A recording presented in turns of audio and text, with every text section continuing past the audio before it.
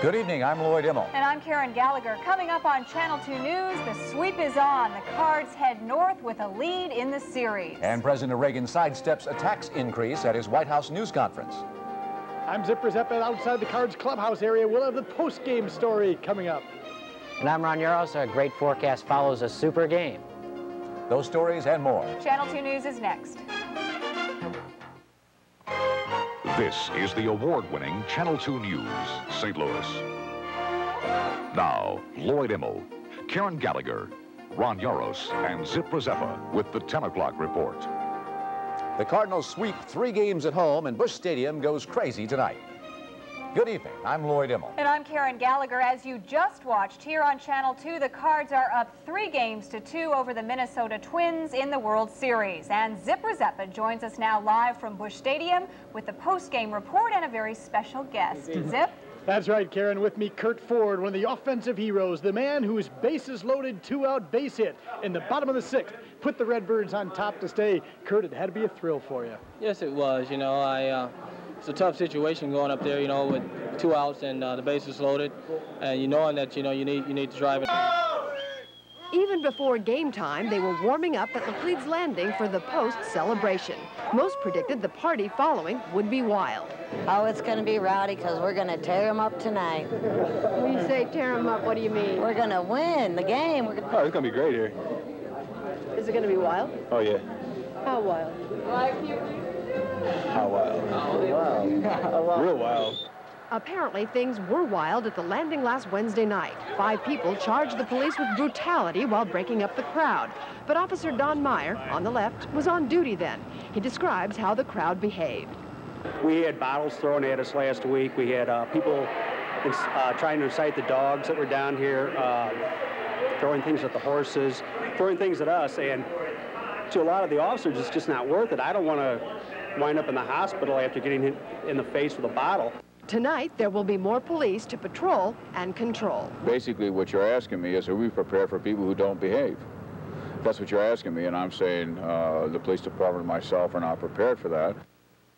Well, one officer told me tonight that his heart was with the Cards, but that he hoped the Twins would win because it would be, well, a little quieter. As you can see, it is not quiet. The Cards, of course, have won. But so far, with the exception of these moments when they're on television, the crowds are behaving pretty well, and that's the way we like it. Right, Zip? Absolutely, Catherine. Glad you're wearing those headphones out there. All right, Game 6 on Saturday night. All the talk before this series started was about Viola and Blyleven and how they were going to pitch 5 games for the Twins if it went the distance. Well, now, what do you know? Game 6 comes. It's going to be John Tudor, the Cards ace, against Les Straker. Whitey and the Redbirds have done it again. A big advantage possibly for the Cards, but they've got to win at the Metrodome. We'll be back with much more on the post-game celebration and the post-game seat outside the clubhouse with highlights and interviews and replays coming up a little later on in the newscast. But right now, let's go back to the studio to Karen and Lloyd. Thanks a lot, Zip. Stay with us. We'll be back with the rest of the day's news. And we'll talk to some folks who think they already know the outcome of the series.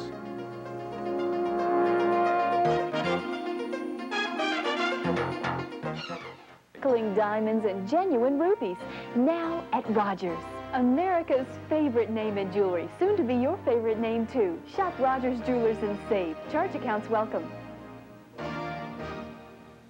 Union Electric has more than 7,000 people here to serve you. People like George Doley. When I retired 7 years ago, I thought my days with UE were over. But after 43 years of fixing electric lines, community service becomes a habit. So I volunteered for Union Electric's Energy Wise program. Now I speak to senior citizen groups explaining ways to save energy and money.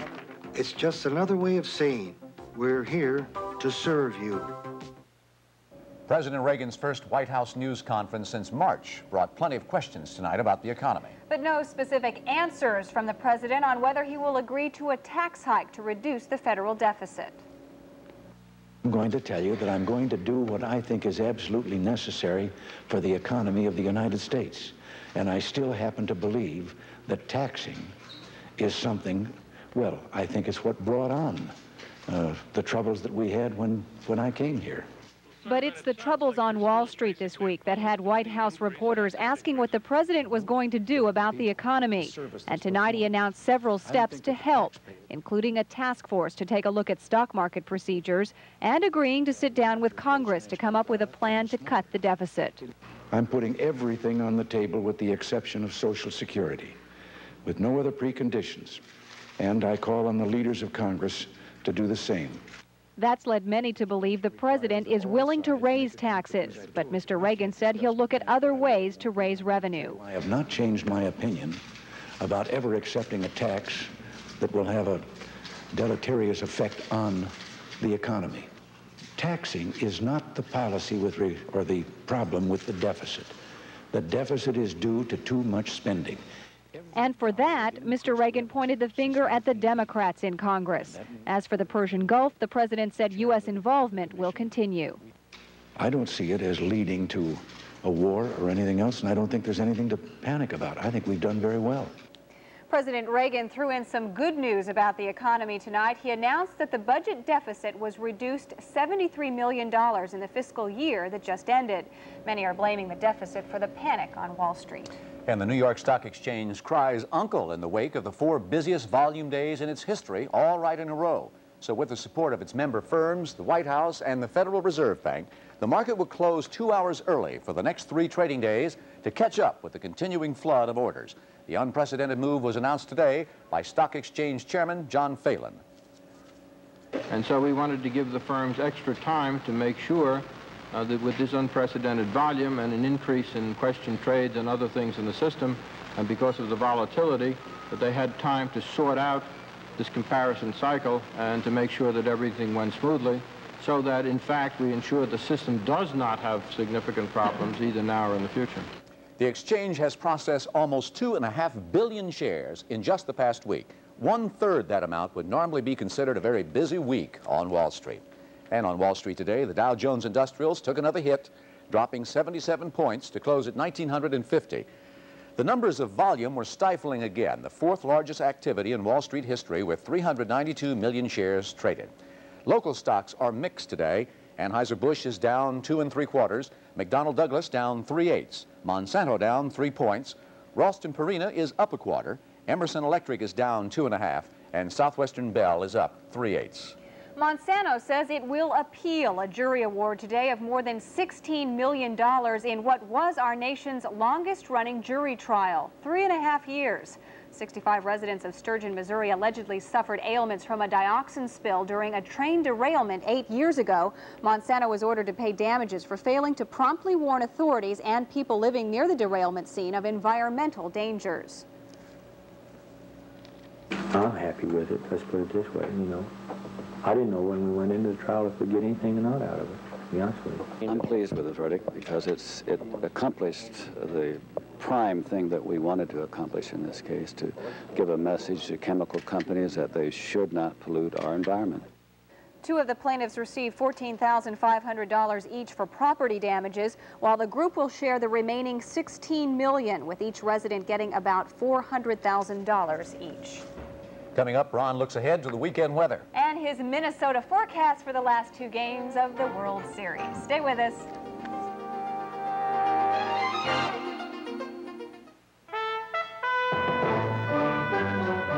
ABC News Nightline with Ted Koppel. Tonight, immediately following the award-winning Channel 2 News. Weather at the ballpark tonight matched the delightful results of the game. Wild and crazy night in the Gateway City tonight, and of course, Mother Nature cooperated the last 3 nights with no precipitation, hardly a cloud in sight, and temperatures, who would have guessed it, went from the 30s on Tuesday to the 60s this evening. Anything could happen. And here's our feature photo on a great way to end, of course, the last game in town. If you look closely, by Bud Gillespie of Farmington, Missouri, the rare photo of the blimp actually making perhaps an emergency stop at the top of the the Arch. High temperature 68 degrees, the low 42.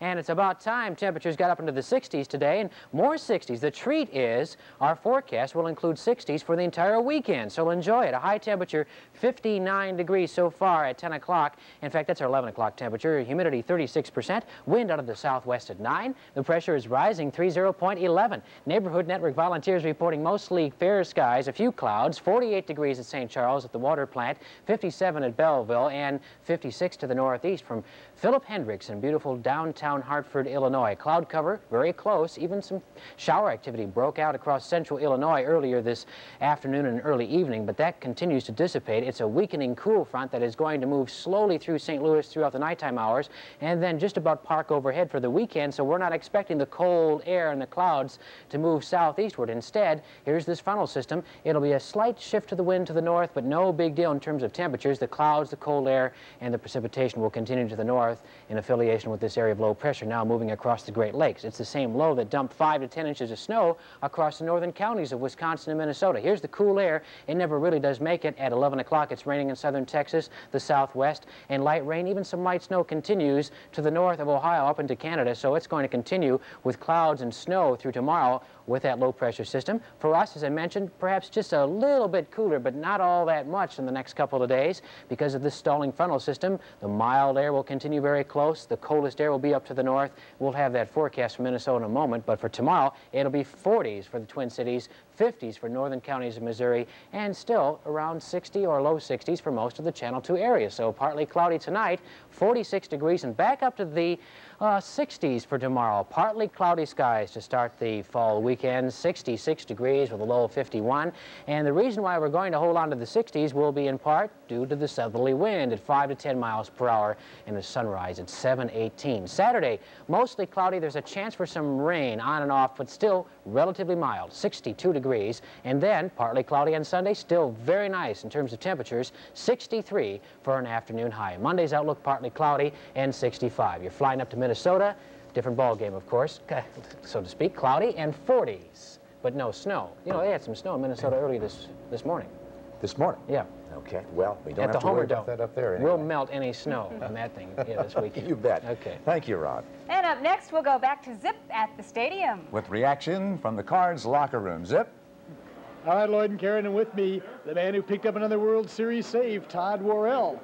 Not exactly smooth sailing, but you got the job done. Yeah, I think the bottom line is everyone's been telling me anyway after the game that you got the job done, and I know I probably put a lot of people in an uncomfortable situation, but I was glad that I was able to get the final out and leave 2 guys stranded.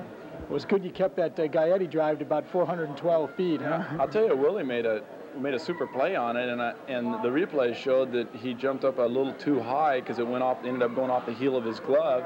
Had he not jumped so high, he'd have probably made the catch, made a super play out there on it anyway. Okay, 9th inning, you get 2 guys on. Baylor represents the lead run. You had to be great. It had to be great to blow it in and get him to pop it up. Well, I had him. I threw a fastball in on him to start him off on, and he tried to check his swing on it and ended up fouling it off. So that gave me a big advantage getting ahead of him. And I was going to come back with my breaking ball and try to keep it away from him. You know, he's a dangerous hitter, but in that situation, I can't try to pick around him, and I can't afford to load the bases up. So I had to go right at him, and I got ahead of him and got him with the slider. In one sentence, are you looking forward to pitching in the Metrodome? Well, you know, this is what it's coming down to with the series the way it was. We have to win a game there. If we can't win a game there, we're not going to win the World Series. So I think the fact that we've taken 3 in our own ballpark, and we got the pressure on them for Game 6, and we got our man on the mound, John Tudor. And I always felt going into this series that if we could take, when we were down 2-0, if we could have taken 3 at home and put the pressure on him Game 6 and get John Tudor in there, we'll beat him in 6. Hope it happens. Congratulations tonight. Thanks, Zip. All right, Todd Worrell with another World Series save. We'll be back with much more from the clubhouse area coming up. Stay with us. This portion of the news sponsored by Goodyear. See your nearby Goodyear retailer and let Goodyear value take you home. I think everybody in the newsroom stopped breathing during the 9th inning tonight. A lot of nail biting going on. That was a thriller. Who would have thunk, as they say. And as we just all watched, the Cards knocked off the Twins 4-2, so the Redbirds are just 1 victory away from winning the 1987 World Series. However, they'll have to do it up in Minnesota. For more on tonight's big game, let's go back live to Zip Rzeppa at the stadium. Zip. Yes, Greg, the Cards will have to win in Minnesota, but I tell you, they got the momentum now. They swept the 3 games here, as you said. They tied a World Series record for one game, one team, most stolen bases with 5 tonight. Vince Coleman's just 1 stolen base away from Lou Brock's World Series record of 7 steals in a series, and the Redbirds have their motors running as they go back to Minnesota. Now, Whitey Herzog will have his ace, John Tudor, going against Minnesota's number 3 pitcher, Les Straker, who was just 8-10 in the regular season in Game 6. So you'd think Whitey would have him where he wants him. After the game, Whitey faced the press in the interview room. Right now, let's go to the words of Whitey. Well, I feel a lot better than if we were down 3-2.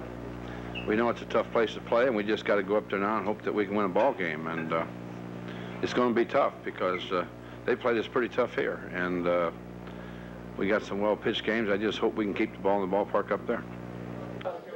All right, the words of Whitey Herzog. Now, I mentioned earlier, Vince Coleman is just 1 stolen base behind the World Series record of 7 steals set by the immortal Hall of Famer Lou Brock. Our Bill Davis was with Vince Coleman in the Cards clubhouse after the contest. Let's go to the words of Vince. Once we had back-to-back hits, the way one another was key to produce runs, then you know, it made it much easier. It made it, you build confidence that way, and you feel as though that, you know, the next guy is going to put the ball in play and want to produce runs. So, you know, I think that just came to the fact when we came back home, because definitely when we was there, we didn't do anything while we was there.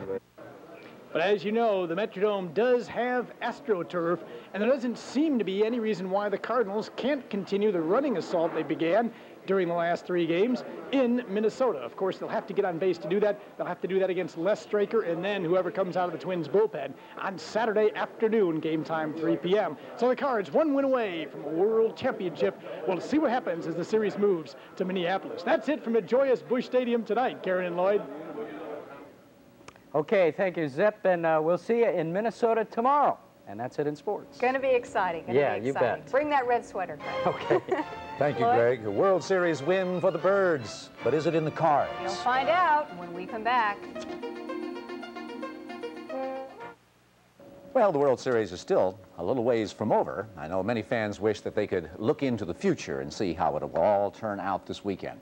Channel 2's Elliot Davis talked to people in the business of trying to predict the future. And here's his report.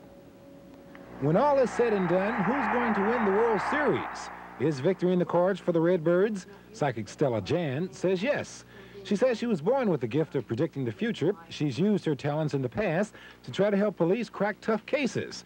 Well, today she turned her attention to seeing what's in the cards for the Redbirds. Who is going to win the World Series when all is said and done? I feel the Cards are when all is said and done, but a lot of difficulty before all is said and done. But clairvoyant Sandy Hand sees something different in her crystal ball, and what she sees is not good news for Cardinal fans. Well, I would like for the Cardinals to win, but I feel like they're not going to. Instead of cards and crystal balls, Gary Sandstead relies on a modern tool for his predictions, a computer. I predicted that they would defeat the Giants. That was definitely written in the stars. This particular situation with the Twins is a little more iffy, and I just go back to my previous statements that they can win it all if they'll just keep their concentration going. So who are you predicting to win the World Series? Cardinals. So who's right about which team will be the World Series winner? Maybe the Psychics know, but the rest of us will just have to wait and see what's in the stars for the Cards. Elliot Davis, Channel 2 News, St. Louis. Ah, come on, Elliot. We've known the result of the World Series all along. It just took a little more time than definitely expected. had that feeling, too. It's in the cards. What a difference 3 days make. It was kind of glum around here on Monday, and now everything's just tonight, fine. for a few minutes, it was pretty exciting, too, in the ninth. That's all the time we have. Of course, the World Series continues right here on Channel 2 on Saturday afternoon. Thanks very much for joining us. Good night.